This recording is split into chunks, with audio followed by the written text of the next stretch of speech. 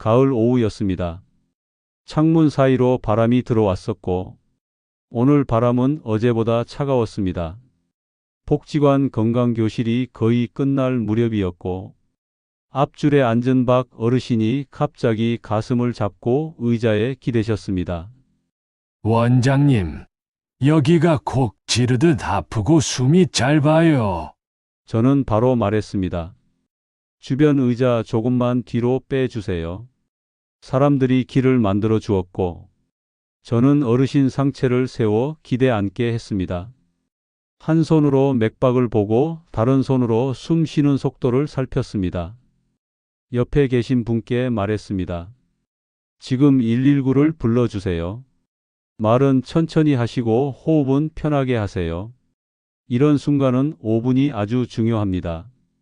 빨리 알아차리고 빨리 움직이면 치료가 더 단순해질 수 있습니다. 늦어지면 치료가 커질 수도 있습니다.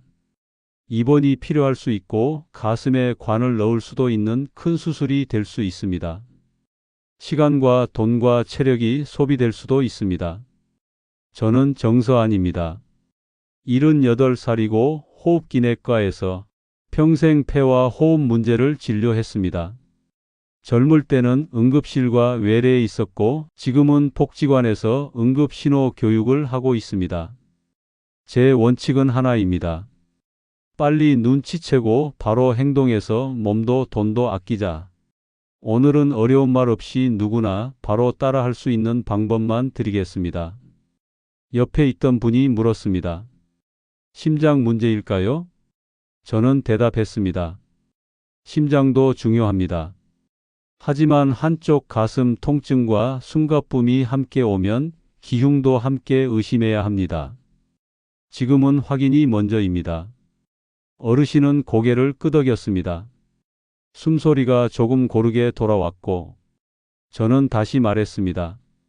잘하셨습니다. 기다리지 말고 바로 119. 이것이 가장 빠르고 덜 비싼 길입니다.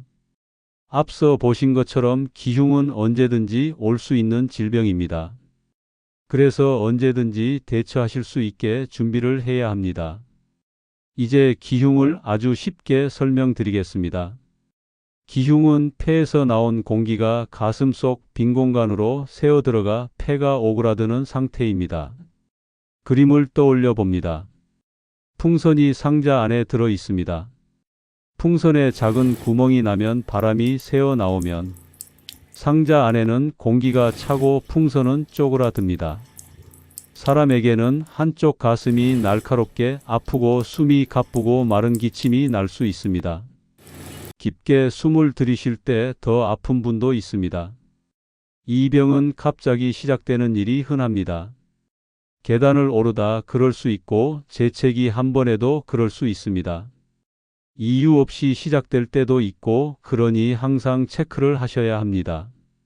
다음에 해당하면 더 조심해야 합니다. 만성 폐질환처럼 폐가 약한 분, 폐가 굳는 병이 있는 분, 옛 결핵 자국이 남은 분, 오랫동안 담배를 피운 분, 이런 경우는 작아 보여도 숨이 더 가쁘기 쉽습니다. 이제 신호 5가지를 외워두세요. 5가지 중 2가지 이상이 동시에 오면 119로 전화하셔야 합니다. 첫째, 한쪽 가슴 통증. 둘째, 숨가쁨. 셋째, 깊게 숨을 들이쉴 때 더 아프다. 넷째, 마른 기침. 다섯째, 어지럼 또는 식은땀. 다시 한번 강조드리며 말씀드립니다. 2가지 이상이 동시에 오면 즉시 119입니다. 조금만 쉬면 낫겠지는 하는 생각은 금지입니다. 만약 내가 119를 부르고 기다리고 계실 때 해야 하는 행동들을 알려드리겠습니다. 이송 전 행동 3가지가 있습니다. 첫째, 자세입니다. 상체를 세워 기대 앉습니다. 침대나 의자에 편히 기대세요. 둘째, 옷입니다. 조이는 옷을 풉니다. 허리띠와 넥타이와 조이는 속옷을 풉니다. 셋째, 호흡과 말입니다. 말은 짧게 합니다. 천천히 들이쉬고 길게 내쉽니다. 금지 사항도 있습니다. 스스로 가슴을 세게 누르지 마세요.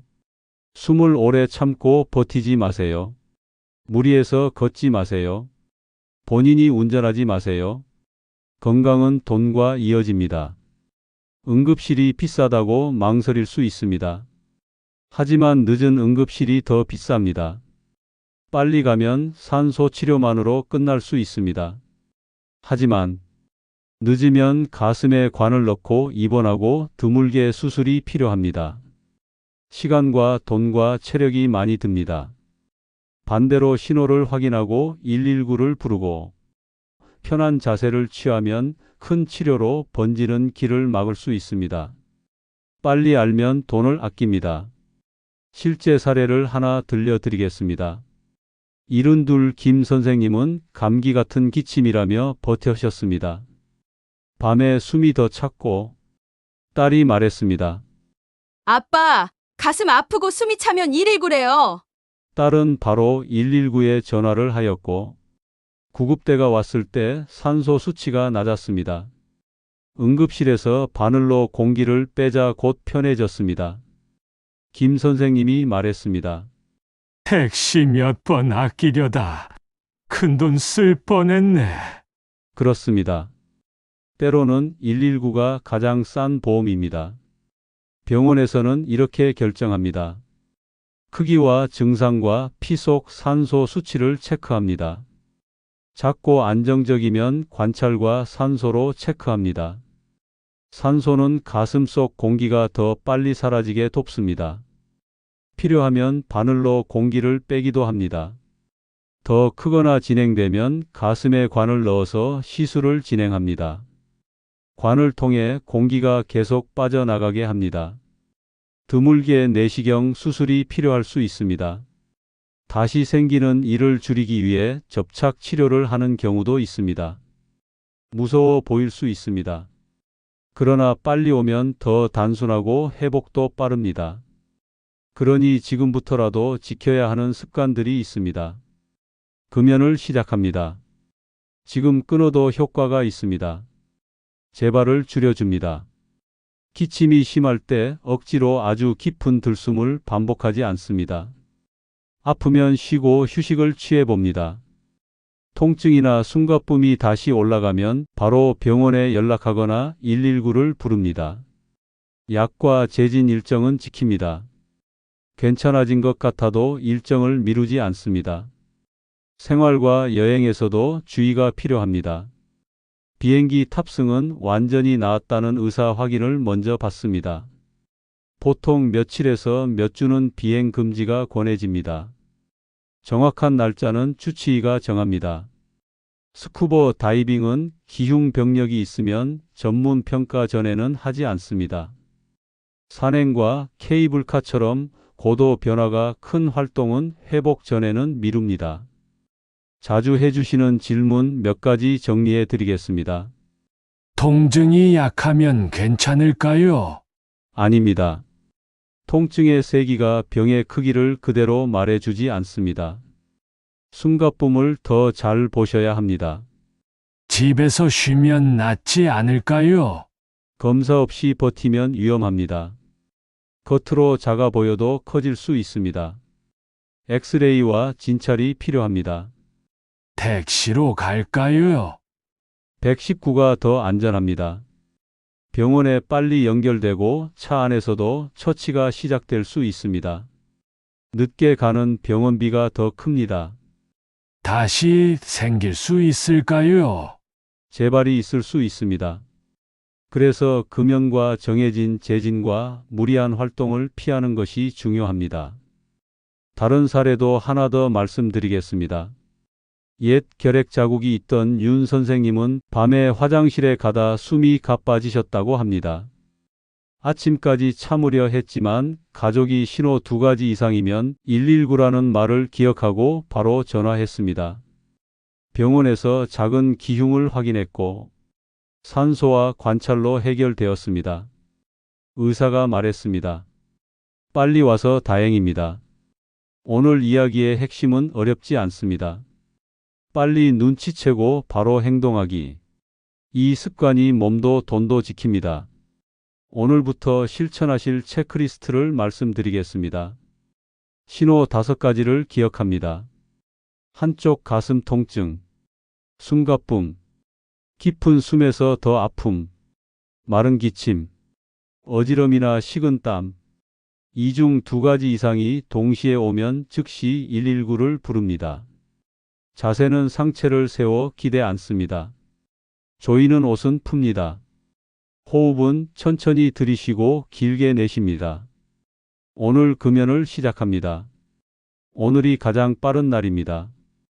여행 전에는 기흉 병력이 있으면 의사 확인을 받습니다. 재진 일정을 달력에 표시하고 지킵니다. 가족을 위한 한 주를 드립니다. 가슴이 콕 하고 숨이 짧다. 그러면 119. 확인이 치료입니다. 이 한 주를 오늘 가족단체 채팅방에 공유해 주세요. 한 번의 공유가 한 번의 큰 치료를 막아줄 수 있습니다. 마지막으로 스스로 다짐합니다. 나는 신호 2가지 이상이 오면 지체하지 않고 119를 누른다. 나는 상체를 세워 기대 앉고 조이는 옷을 푼다. 나는 천천히 들이쉬고 길게 내쉰다. 나는 빨리 가는 길이 결국 덜 비싼 길임을 기억한다. 저는 정서안이었습니다. 다음 시간에는 가슴 통증을 쉽게 구분하는 법을 알려드리겠습니다. 오늘 내용이 도움이 되셨다면 구독과 좋아요를 부탁드립니다. 오늘도 안전하시고 건강하게 지내십시오.